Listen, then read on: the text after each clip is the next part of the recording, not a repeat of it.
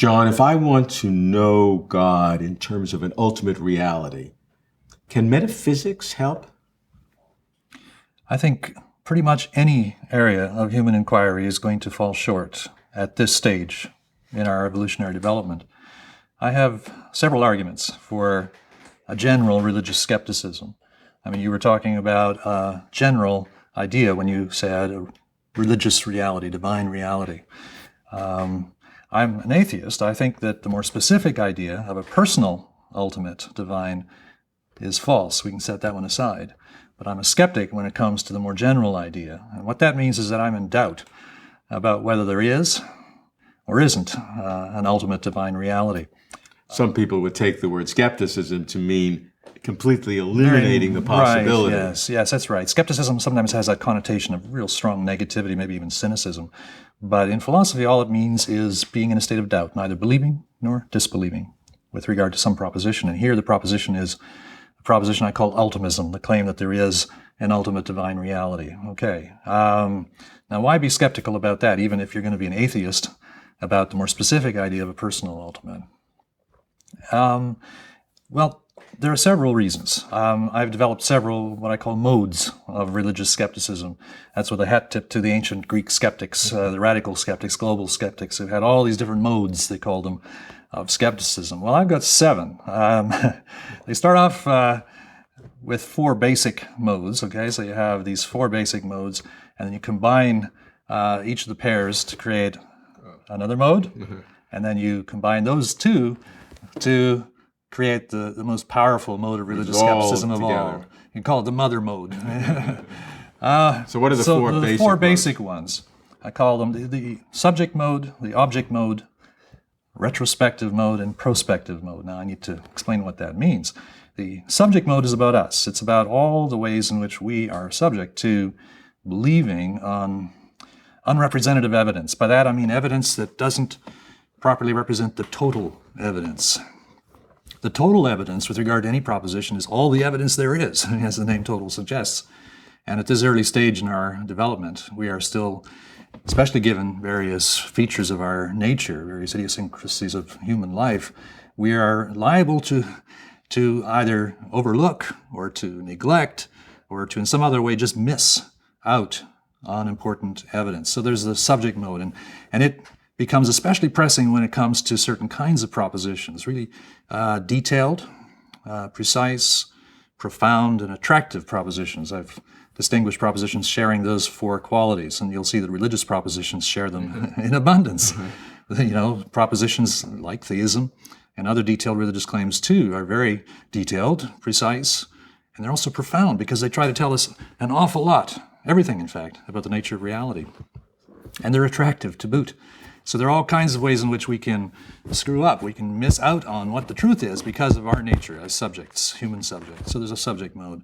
The object mode says, look, as finite human subjects with all those idiosyncrasies, we're trying to get the ultimate truth about the nature of things. The object of religious belief, and indirectly also of disbelief, is a proposition about ultimate things.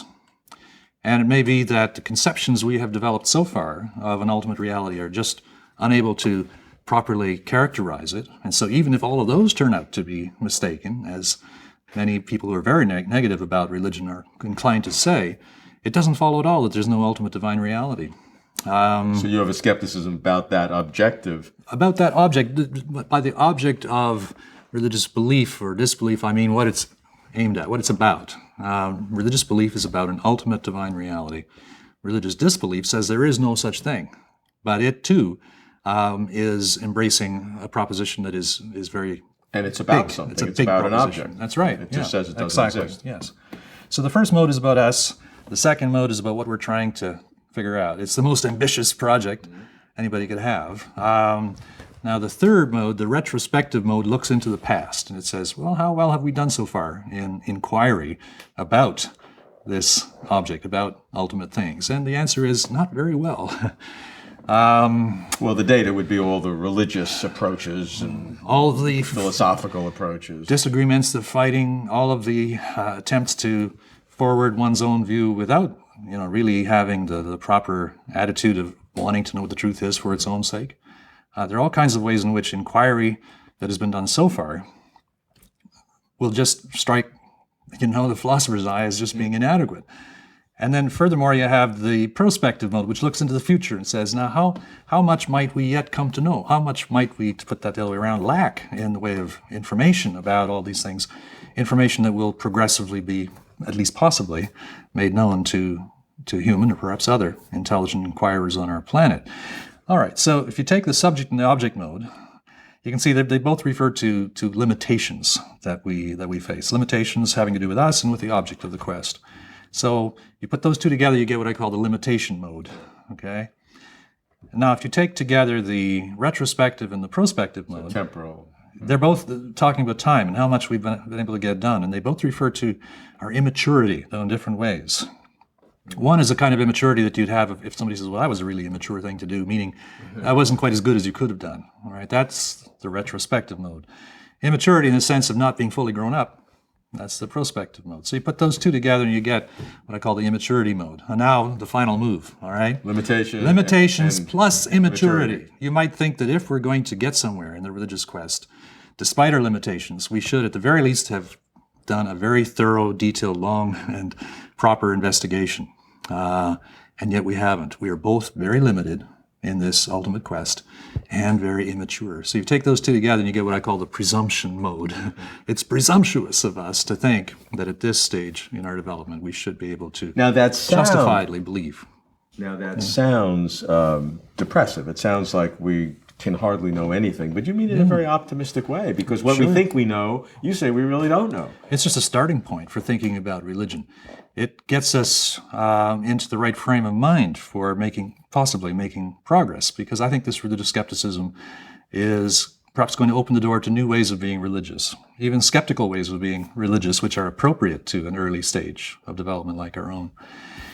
This skepticism, by the way, means that I'm also skeptical about naturalism, the view that nature is all there is, the view that reality is one single self-contained system structured by natural laws discoverable by science.